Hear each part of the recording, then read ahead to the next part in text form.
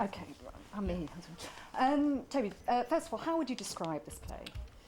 It's a classic Whitehall farce with trouserless men chasing scantily clad women in and out of cupboards, except the characters are based on real-life figures. There's a character called David Blunkett, a character called Kimberly Quinn, a character called Boris Johnson, a character called Petronella Wyatt, and so on and so forth. Now, at what point did you think this is good fodder for a farce? Why did you make that connection?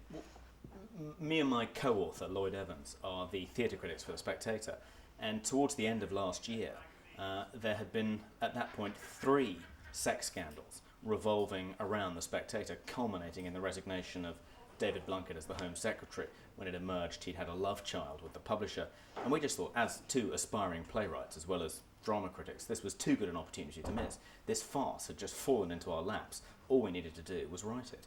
Why is it that politics lends itself so well to farce? Well, in this instance, the reason this scandal lends itself so well to farce is because the chief protagonist, David Blunkett, is blind. And it may sound, heartless, but that just creates a huge number of comic possibilities. With cases of mistaken identity, tripping over furniture, getting lost, and so on and so forth. I mean, if you actually wrote a farce from scratch and the main character was blind, people would just think, oh, that's too broad, that would never happen in real life. But the fact that it did happen in real life means we can get away with using it in the play. Now, it's a story which involves a fairly elitist publication, MPs, it has many different aspects. Is it really going to only appeal to the media crowd and those in the know of that particular, Well, one of the things which made the fact that these 3 scandals happened in the course of one of the things which made the fact that these 3 scandals happened in the course of a single year at The Spectator, of all places, so funny, is that The Spectator is this very staid, conservative, very distinguished, respectable publication. It's Britain's oldest political weekly. It was established in 1828. You might expect this sort of thing to happen on, Spare Rib or even the New Statesman, but The Spectator, that in itself was funny. But I don't think it'll only appeal to people who know the dramatis personae. It's a universal story, a dignified, up by his bootstraps politician, the 3rd most senior politician in the country, is brought down when he plunges kind of headlong into this nest of vipers. And I think, it's a classic tale of the kind of great and the good being brought low through sex. You work for The Spectator, as you mentioned earlier. Aren't you in some ways biting the hand that feeds you? Well, The Spectator has this very long and distinguished tradition of tolerating dissent. It's been described as the last bastion of cavalier individualism, and it would be wholly out of character for the editor of the magazine to sack the theatre critics merely for writing a satirical play about the magazine. And in fact, he's been very good-humoured about it. Boris is, very good at laughing at himself, and it's one of the things he's known for.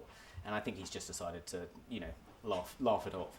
What about the other? I mean, he's well known for having that ability to laugh at himself. He's kind of made a career of it. But what about the other players? Have you had any reaction from them? Or yeah, we did have rather a menacing letter from Messrs. Sue Gravitt and Run, acting for David Blunkett, threatening us with a potential lawsuit if there was anything actionable in the play.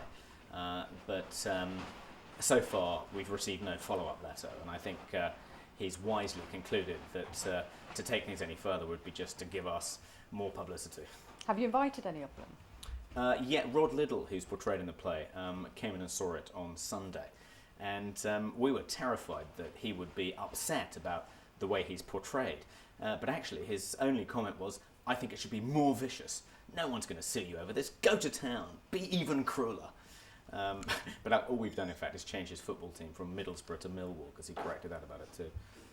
What is it about, as you mentioned earlier, what is it about The Spectator which it does have that kind of appeal of intrigue and subterfuge and all this, the sexual intrigues that go on there? It does seem to attract that kind of behaviour, and there have been multitude of stories surrounding it. What is it about this, as you say, rather staid publication which seems to provoke that kind of story? Well, there are various kind of factors at play which explain why The Spectator should have housed the. Sorry,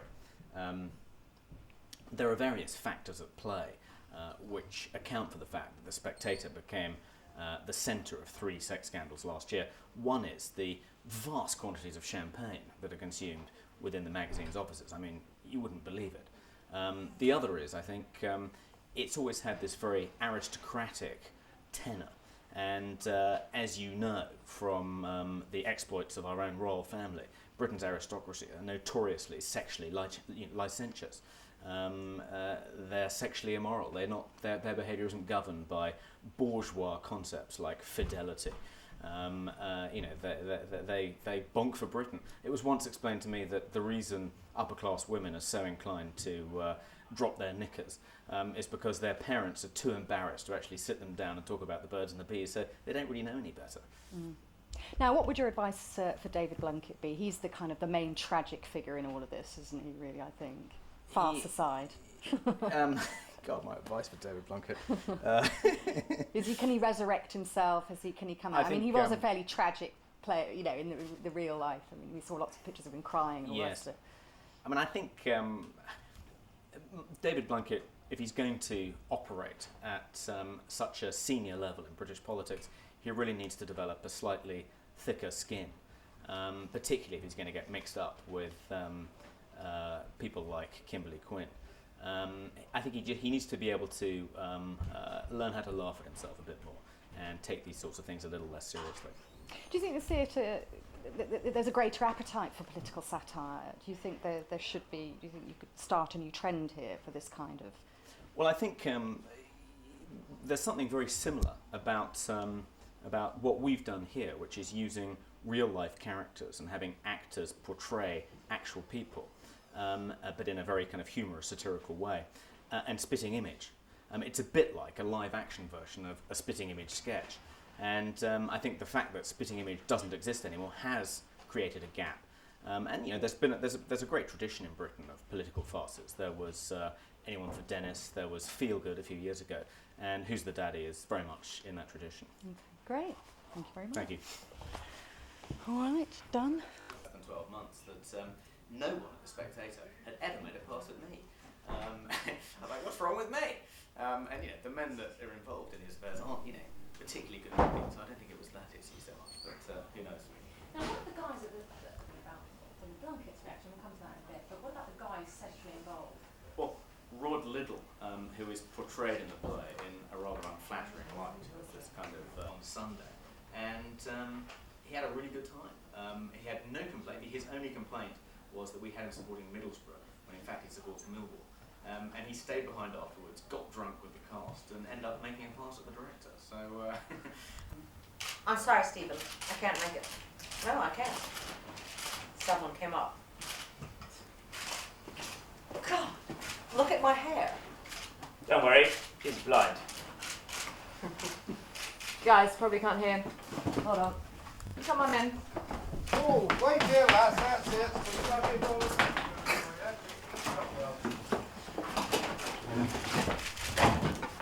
Hello, everyone. Oh, please, don't get up. I'm afraid you're the first one here, Home Secretary. You're all stuck in traffic. Glass of champagne. Not quite the typical for a Labour minister. Why not Stalin like it? Would you prefer something soft? Champagne is soft where I come from. Go on then. If the top's off, I'll have a snifter. Put in our pancho.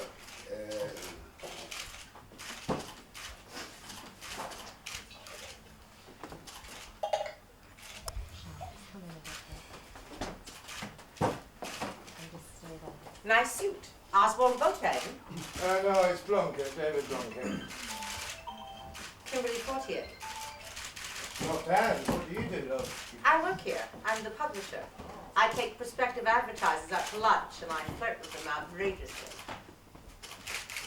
I don't think we'll go sit down with you. Not everyone would call that work. Oh, not everyone will call that work, would they? You should see our advertisers. Well, I was just teasing you, love. Oh, hey, this is smashing. I do like to spoil myself with the odd luxury. Me too. Without luxury, life is empty, meaningless, and just completely sad. mind you. I have to pinch myself sometimes, you know.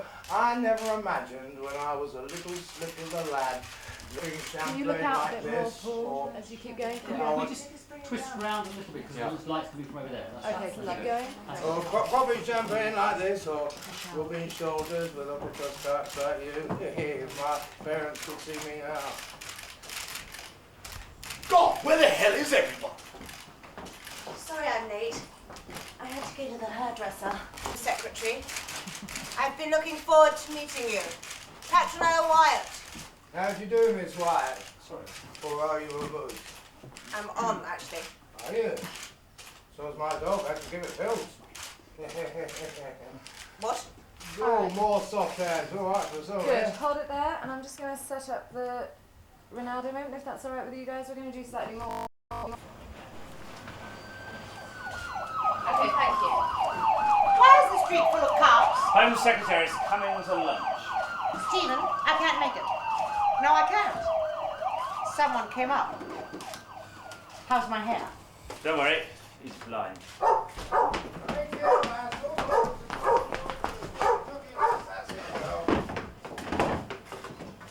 Hello, everyone. Please don't get up. I'm afraid you're the first one here, Home Secretary. You're all stuck in traffic. Glass of champagne. Not quite the tipple for a Labour minister. Why not? Stalin liked it. Or would you prefer something soft? The champagne is soft, where I come from. Go on then, if the top's off, I'll have a snifter. Put in our banjo.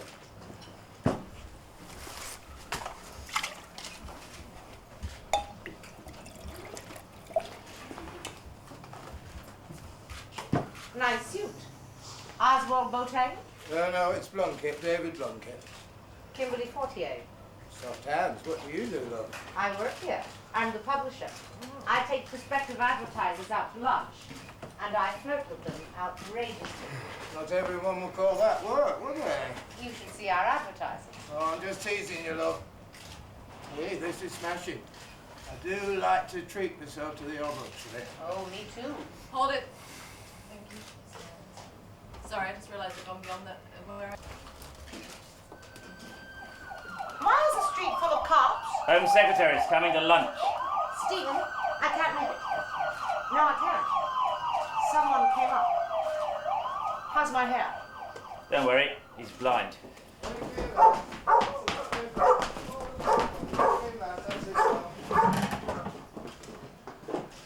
Hello, everyone. Please don't get up.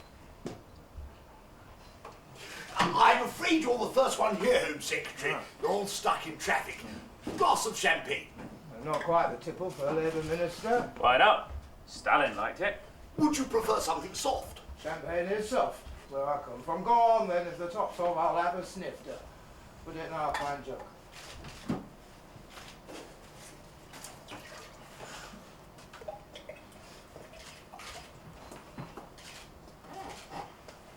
Nice suit. Oswald Boateng? No, it's Blunkett, David Blunkett. Kimberly Fortier. Soft hands, what do you do, love? I work here. I'm the publisher. I take prospective advertisers out to lunch, and I flirt with them outrageously. Not everyone would call that work, would they? You should see our advertisings. Well, I was just teasing you, love. Hey, this is smashing. I do like to treat myself to the odd luxury. Me too. Okay, and hold it there. Thank you. We're just going to do that once more with Flash.